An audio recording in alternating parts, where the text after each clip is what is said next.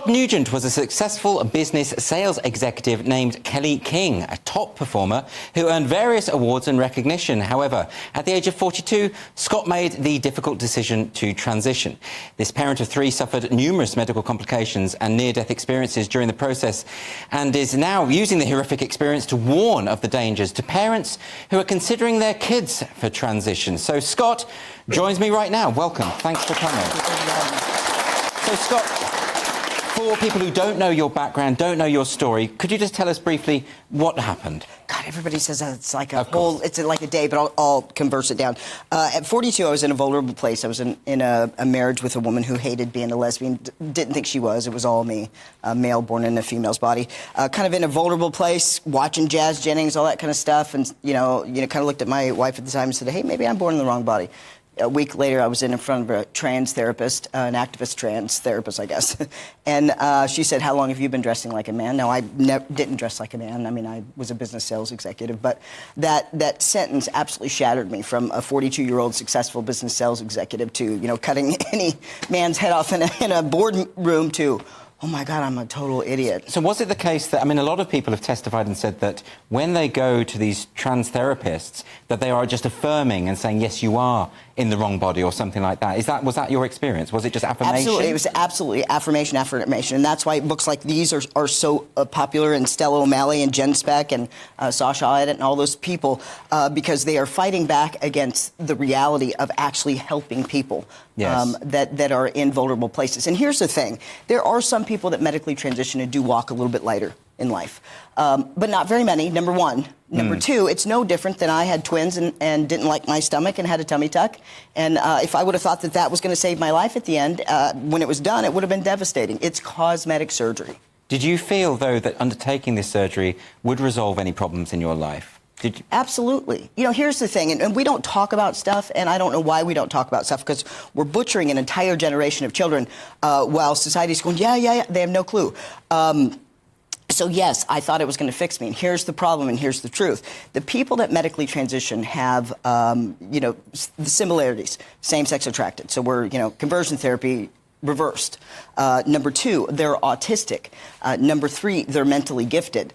Number four, they're mentally ill. They are people that have been through trauma. So all these people that don't fit in at a time at 11 or 12 years old when we would cut off our arm to fit in, I mean, it got me at 42. We're telling these kids that, you know what, you don't have a superpower of being different, about being gifted. You know, you'll be a CEO at 25, but, you know, you're different, so let's medically transition you. And then you get to the process and you get through it and you realize, well, that didn't fix the thing. On top of people like in society and you and all that kind of stuff are not saying the truth, because everybody doesn't want to hurt a man's feelings that has a sexual fetish of being considered a woman and wants, you know, gender pronouns. But some people would see you and see a man and say, well, that's a man. But are you saying it's not possible to change sex? No, God, no. It's biologically impossible for one sex to become another. What's not impossible is to take cross-sex hormones, to do cosmetic surgery, to appear like the opposite sex for comfort. You know what? We deserve all the respect and dignity for doing so. But what we don't need to do is step on children's heads and ensure that males with these fetishes keep their erections so that they're okay in life. This is a really important point. In a liberal society, surely everyone should be able to do whatever they want with their own body. Sure. And make decisions about themselves and their own identity. But you've spent a lot of time talking about children, and that is a different situation, isn't it? Because children can't consent to this kind of thing, can they? They cannot consent to these things. And until the truth is told about medical transition, until it's told that there's not now 12 complications of medical transition, they just increased it to 25 because they just actually turned over another study. All 7 studies that said it was beneficial have been retracted or modified with oops, doesn't help anything, sorry, or not enough time. The latest one went from 12 complications to 26 complications, and inside that study there were 2 kids that committed suicide that were being medically transitioned. That was suppressed. You need to know that. So, sorry, are you saying that the studies that are available into the transitioning of children, and there can't be many because it hasn't been going on for that long, that they're all coming back and saying, we don't have any evidence that this is helping matters? Yes! Well, you can't be much yes! clearer than that, Scott. And that's not transphobic. But we have queer theory right here, right? Gay, not queer. Thank you very much, by the way. We need more righteous gays and lesbians to come up and actually take our community back instead of the righteous rights that we fought for 50 years. We got, Stonewall got in 2003 same-sex adoptions, in 2013 same-sex marriage. After that, there were no righteous fights to fight for. We won everything. And decent gays and lesbians like us, by the way, we went home to raise our kids, to do things that we needed to do. And lo and behold, Stonewall has no more money, no more donations, so they create a new business model that's stepping on our children's heads and on our children's health. Listen, let me tell you something. Today, I was walking through London. I had a totally different outfit on. I have an infection. I'm staying with a physician who said, you don't look well. I have an infection. I'm walking around London, drinking a lot of water because she told me to. Couldn't find a bathroom. Peed on myself.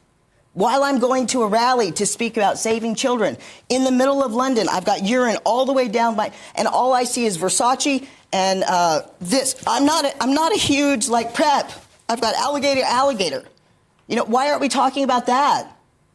So do you think it's simply the case that people don't want to talk about it? Is it simply that it makes them uncomfortable? It's devastating to talk about Well, do they think they're doing something good when it comes to these children? That Yes. They're saying that Yes. they're feeling they're confused, and so they feel this might fix it. A lot of parents are told, if you don't put them on puberty blockers, they'll kill themselves. You know, a lot of And here's what I don't understand about your country. I'm sorry. So we're talking about freedom of speech right here, right?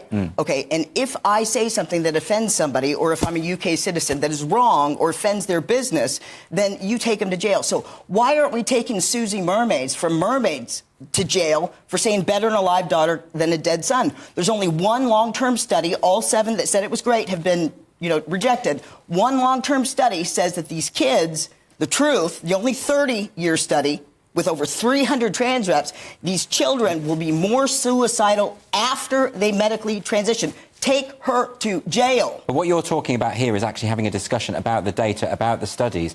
The discussion doesn't seem to be happening because there's too much noise, sometimes violence. We've seen that going on as well. Yeah. People attacking protesters or feminist protesters or whatever. Yeah. You mentioned the gay rights issue, and I think that's absolutely key. In Hannah Barnes' book, Time to Think, she talks about how the overwhelming majority of children who are referred to paediatric gender care Yeah. are same-sex attracted. Yeah. So effectively what you've got here 43%, 67% on genders. But anyways, you know what? Facts max. Go ahead. But even so, that's a significant proportion. And that would suggest, doesn't it, that there's a kind of thing going on here where kids who are gender non-conforming, probably going to grow up to be gay, are almost being fixed or heterosexualized in a way by this process. Is that a problem? Is that something we should be talking about more? Absolutely. But here's the thing. We've got total and complete jerks on one side. We've got total and complete jerks on the other. I mean, I just did a rally with Honor Oak and another organization. I stood in the middle. I started crying and threw my mic down. I said, F you all. You guys are all messed up. We're butchering an entire generation of children. You're over here yelling at these people. You're over here yelling at these people. And the facts are is these kids are starting to kill themselves, but nobody will listen to my speech because you're yelling and you're yelling. Shame on everybody. So the better way to do it is to sit and have a conversation and to let people know what the facts are. Yeah, and be realistic. Why can't we say that, hey, you know what, grown men on estrogen that are beating up lesbians, there might be a problem there that we need to talk about instead of thinking, oh, my God, we don't want to offend this man and tell him that he's a man and actually call him a man. So what in the hell are we doing? While I'm urinating in the middle of London because of a bottom surgery that's completely and totally experimental, I get, infections every 6 weeks. I probably won't live past 10 years. I won't see my grandkids. And you know what? We want to make sure that trans men, believe that they're women. And then we got righteous gay people like this finally starting to come up. Thank God. Find your voices for these children. So you're talking about the potential complications. You've experienced all sorts of complications as a result of surgery. I've had a pulmonary embolism. I'm on blood thinners. I have congestive heart failure. I have lung damage.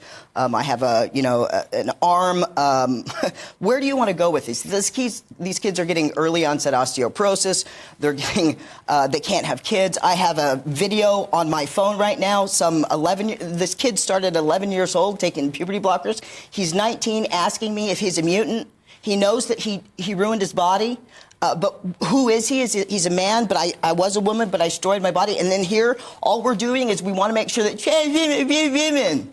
And yet you started much later, and these kids are, These kids don't have a chance. Yeah. In Missouri, basically the doctor in Missouri that's over Missouri, basically created a rule. I love him. I absolutely love him. We medically transition kids. They're still doing it. We banned it. So he came up with a rule that said, all right, here's what we're going to do. If you medically transition adults or kids, we need to tell them that it's experimental, doesn't cure anything, causes more suicide. The adults that start it need to go through an 18-month worth of therapy, and the trans activists are flipping out. Why? Because it makes people talk about it. It gives people the information that people need to know. If you want to medically transition, do it, but know the truth. It's not, it doesn't cure anything. It's medical transition, and we're making our society sick. And while I'm peeing in London. And Stonewall come back. Stonewall have said that most people who go through these transitional processes don't have these complications. What do you make of that? Poppycock. That's not true. The only long-term study. Poppycock. So, in other words, about being informed. Yeah, where's the debate? Who's going to debate? I mean, I had a debate with the biggest urologist in Boston who refused. Nobody will sit with me. You know why?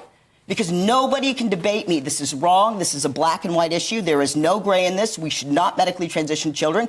And shame on people that are afraid of losing jobs. Shame on gays and lesbians for not speaking up. Shame on doctors. Shame on therapists, because I get those emails.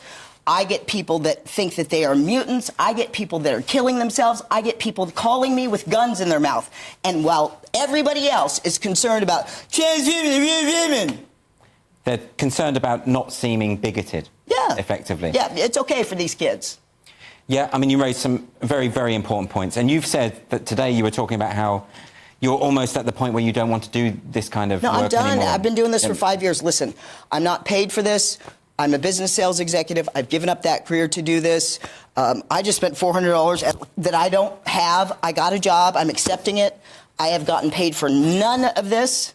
My kids are absolutely, I can't even pay for my kid to go to college or stay on campus. I'm doing this because I'm a mother, because I gave birth, and because if I didn't do this, I wouldn't be a mother. And neither would any of you. I have 3 children. Well, Scott, I think it's really important that you've come on and spoken about this and that you've let people know about your experience, because I think that in itself is an important message to get across. Did I get it across? Are you guys hearing me? You guys hear me? Please?